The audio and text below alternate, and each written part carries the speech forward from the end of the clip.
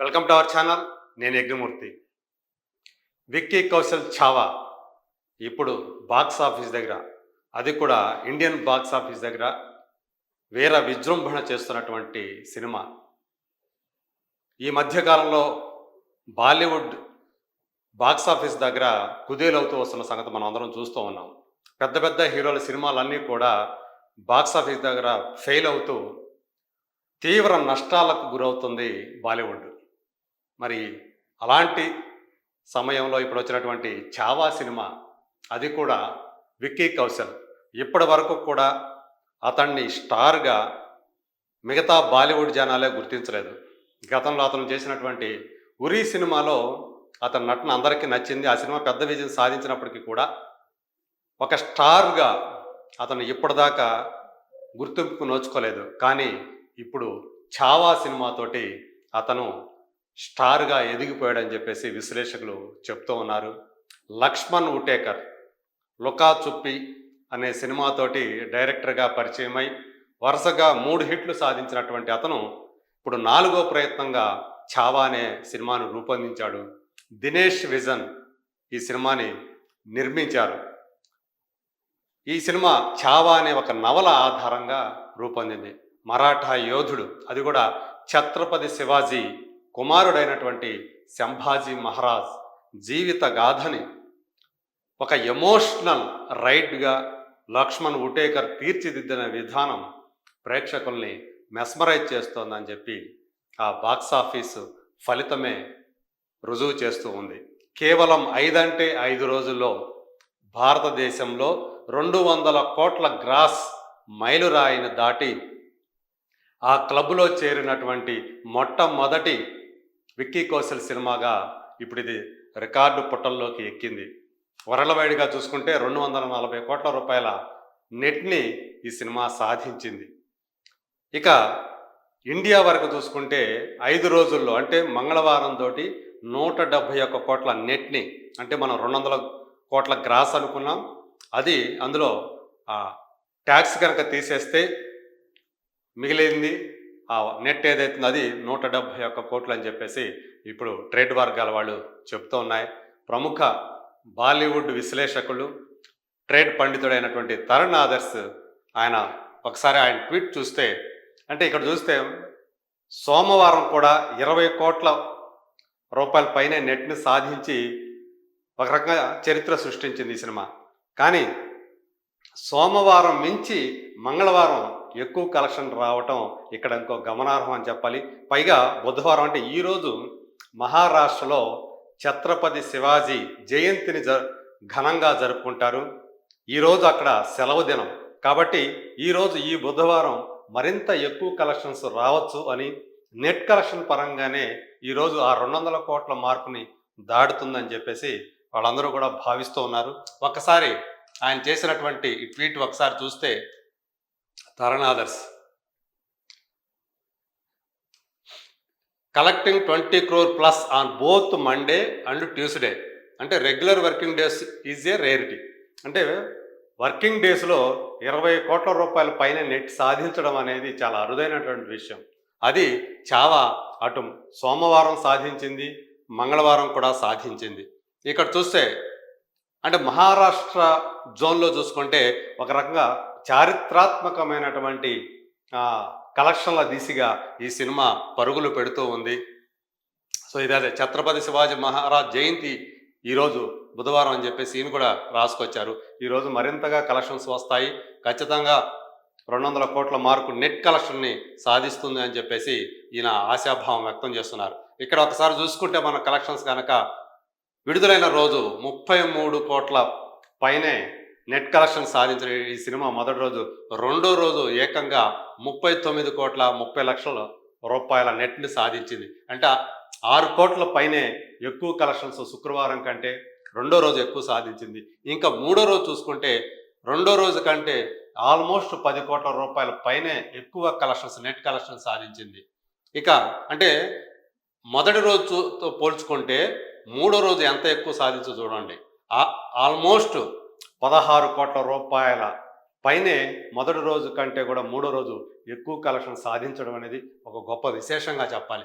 ఇక సోమవారం 24 కోట్ల పైన నెట్ సాధిస్తే మంగళవారం వచ్చేటప్పటికి 25,75,00,000 నెట్ కలెక్షన్, టోటల్గా చూసుకుంటే 171,25,00,000 నెట్ కలెక్షన్ సాధించిందని చెప్పేసి ఈయన రాసుకొచ్చారు. ఇది నెట్ కలెక్షన్. అదే కనుక దీన్ని కనుక గ్రాస్ కలెక్షన్ కనుక చూసుకుంటే టిక్కెట్లో తెగిన దానికి చూసుకుంటే 200 కోట్ల పైనే ఆ మార్కును దాటేసింది. కేవలం 5 రోజుల్లోనే ఇండియాలో ఈ మార్కును దాటి ఒక చరిత్ర సృష్టించిందని చెప్పాలి.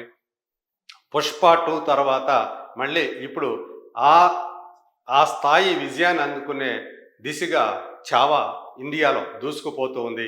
మనందరికీ తెలుసు పుష్ప 2 అనేది భారతదేశంలోనే అత్యధిక కలెక్షన్లు సాధించినటువంటి సినిమాగా రికార్డు పుటల్లోకి ఎక్కింది. అది 830 కోట్ల రూపాయల నెట్ కలెక్షన్ని సాధించి చరిత్ర సృష్టించింది.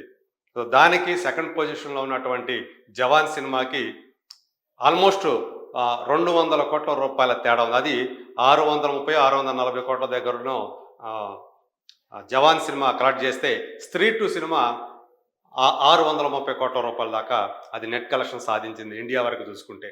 సో ఇప్పుడు ఈ జవాన్ సినిమాల రేంజ్లో ఛావా సినిమా పరుగులు పెడుతూ ఉంది అని చెప్పేసి బాలీవుడ్ విశ్లేషకులు అందరూ కూడా భావిస్తూ ఉన్నారు.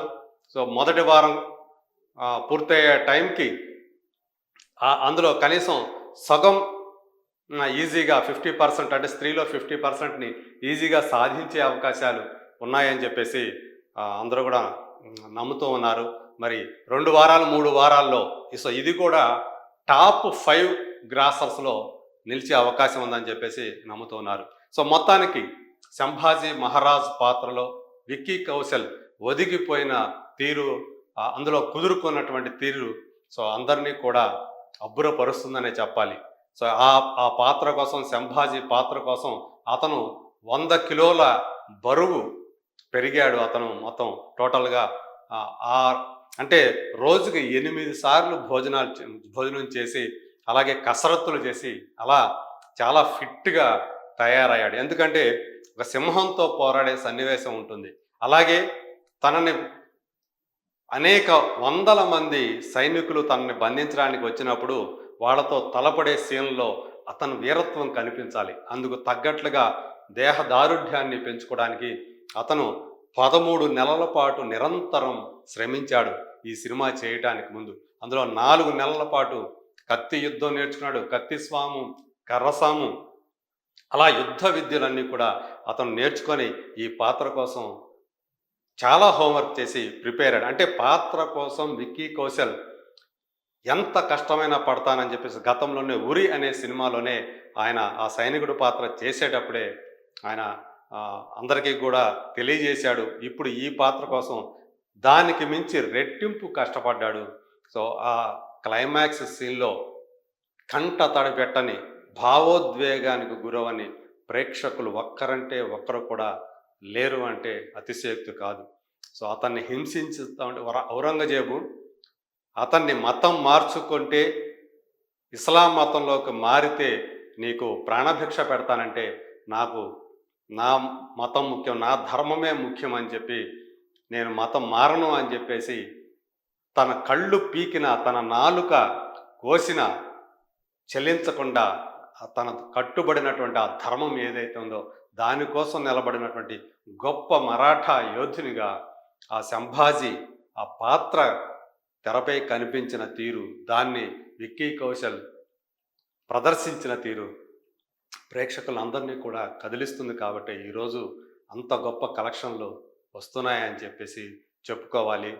ప్రయాగరాజ్లో అతన్ని ఒక్కడిని చేసి సైన్యమంతా చుట్టుముట్టినప్పుడు అతను ప్రదర్శించేటువంటి ఆ వీరత్వం, వాళ్ళతో చేసేటువంటి యుద్ధం చూసే వాళ్ళకందరూ కూడా రోమాలు నెక్కబడుచుకుంటాయి.